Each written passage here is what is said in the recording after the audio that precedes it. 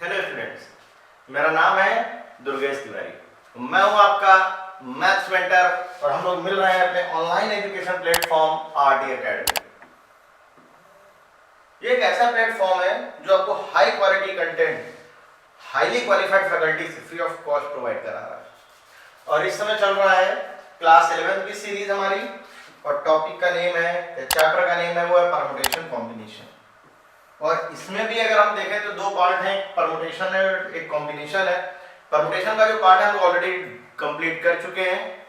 आप चाहे पूरी प्लेलिस्ट बनी हुई है, 7 लेक्चर्स की सीरीज हो चुकी है परमुटेशन की, और आज से स्टार्ट होने जा रहा है ओवरऑल कॉम्बिनेशन। और कॉम्बिनेशन के केस में भी जो फॉर्मूले रिलेटेड प्रॉब्लम है आज वो हम लोग डिस्कस करेंगे। तो आज बारी है हम लोग की लेक्चर नंबर 8 की। अगर आप फर्स्ट टाइम इसको वॉच कर रहे हैं, हमारे साथ अभी नहीं जुड़े हैं, तो सबसे पहला काम आपका ये है कि आप क्या करें, चैनल को सब्सक्राइब कर लें और बेल आइकन को प्रेस कर लें। इससे होगा क्या है कि नोटिफिकेशन जो है वो सबसे पहले आपके पास आएगा। तो चलिए हम लोग इस क्लास 11 का जो टॉपिक है, बहुत स्पेशल टॉपिक है, परमुटेशन कॉम्बिनेशन, इसको हम लोग कंटिन्यू करते हैं क्वेश्चन से और फॉर्मूले डिस्कस करेंगे, किस तरीके से इसकी अप्रोच को डेवलप करना है, वो सारी चीजें धीरे धीरे हम लोग डिस्कस करेंगे। तो देखिए आपने देख ही लिया होगा, टॉपिक का नेम लिखा हुआ है कॉम्बिनेशन। देखिए जो कॉम्बिनेशन है, कॉम्बिनेशन का मतलब ये होता है selection plus arrangement.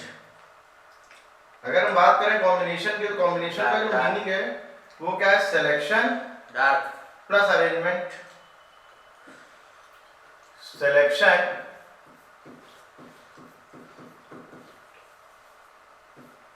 Plus, black colour कर लेते हैं, ये ज्यादा अच्छा लगेगा, प्लस अरेंजमेंट।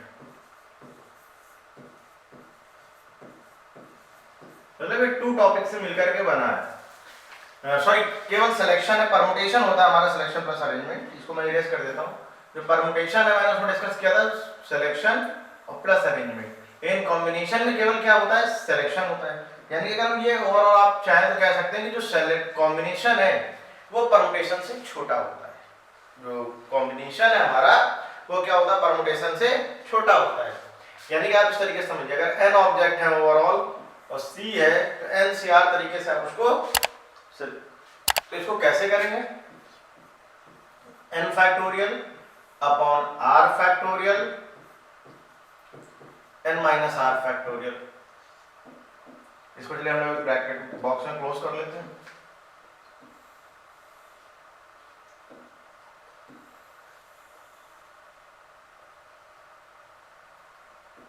ये हमारा पार्ट कंप्लीट। ये फॉर्म मतलब टोटल n ऑब्जेक्ट हैं,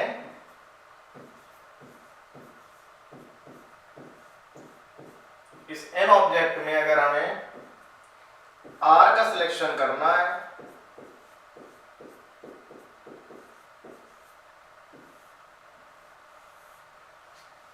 टोटल n ऑब्जेक्ट हैं और उसमें r ऑब्जेक्ट का आपको सिलेक्शन करना है, तो आप इतने तरीके से उसको क्या कर सकते हैं, अरेंज कर सकते हैं। चलिए हम इसको आगे की बात करते हैं, आगे किस तरीके से इसको सॉल्व करेंगे इसको देखते हैं। कई सारे क्वेश्चंस हैं, जैसे कुछ प्रॉपर्टीज इसकी हम लोग डिस्कस कर लेते हैं।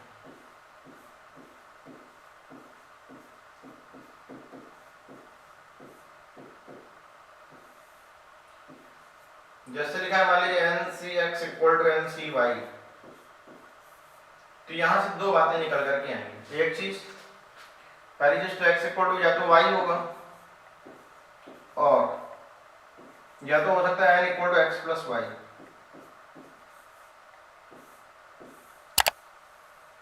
ये रिजल्ट हो सकता है या तो ये रिजल्ट होगा, दोनों में से कोई एक बात होगी। या तो NCX इक्वल टू NCY होगा या तो n equal to x plus Y होगा।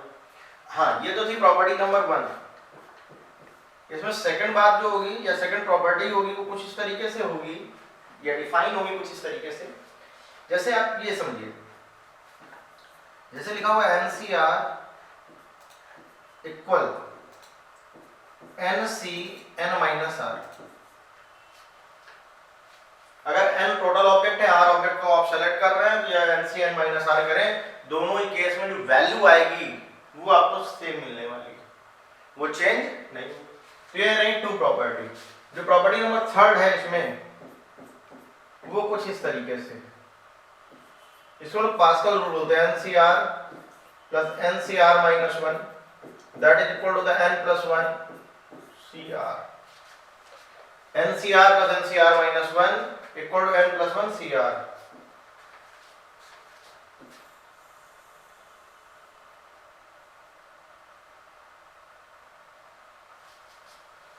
ठीक है, तो ये तीन प्रॉपर्टी हम लोगों ने बड़े आराम से डिस्क्राइब कर ली है, मेरे ख्याल से आपको समझ में भी आई होंगी। आप चाहे तो इसका स्क्रीनशॉट ले लीजिए। आज का जो लेक्चर है वो केवल इन्हीं फॉर्मूलों को लेकर के मैंने डिस्कस किया है। थ्योरी जो थ्योरेटिकल क्वेश्चन होंगे वो हम लोग नेक्स्ट लेक्चर में करेंगे। बहुत जल्द लेक्चर ही मिलेंगे आपको, बहुत जल्दी हम लोग सीरीज कंटिन्यू करेंगे। आप देख ही रहे हैं लेक्चर कंटिन्यू अपलोड हो रहे हैं। बस आपको करना क्या है, उसको डेली रेगुलर वे में आपको जैसे क्लास आप अटेंड करते हैं किसी तरीके से, वैसे ही आपको इसको प्रॉपर तरीके से फॉलो करना है और प्रॉपर नोट्स बनाने हैं। तो चलिए हम क्वेश्चन भी देख लेते हैं, आप इसका स्क्रीनशॉट ले लीजिए तब तक। जैसे कि देखिए सबसे पहले आया 15C11, तो आप इसको किस तरीके से सॉल्व कर सकते हैं। अच्छा, मैं इसमें आपको एक ट्रिक भी सिखाऊंगा, ट्रिक आपको अच्छी लगेगी। तो जैसे 15C11 है, तो अगर मैं इसको फॉर्मूले के थ्रू समझने की कोशिश करूं तो देखिए आप इसको कैसे कर पाएंगे।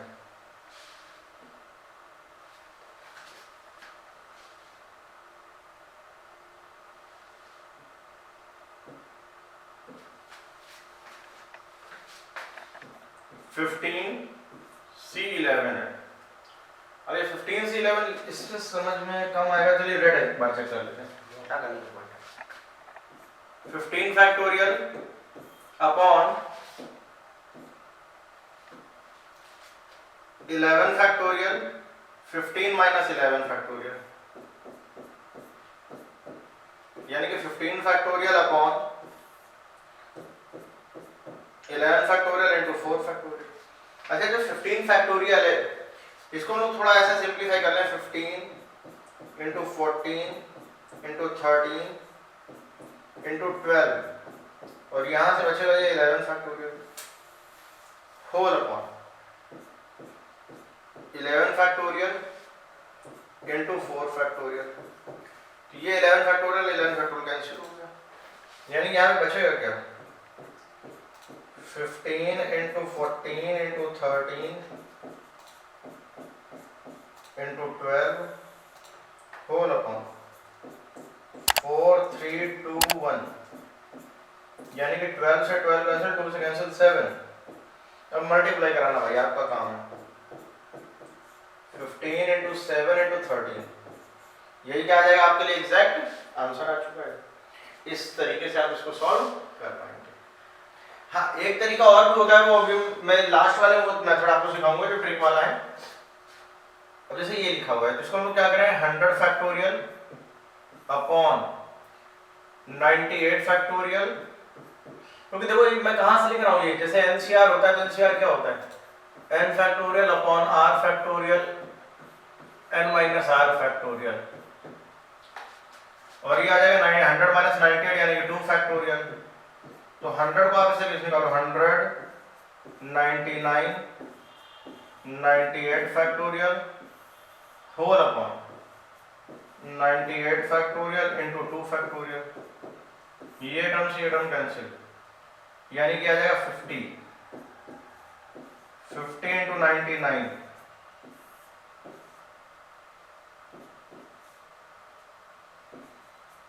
9450, यही चीज है क्या हमारे लिए आंसर आ चुका है इसका।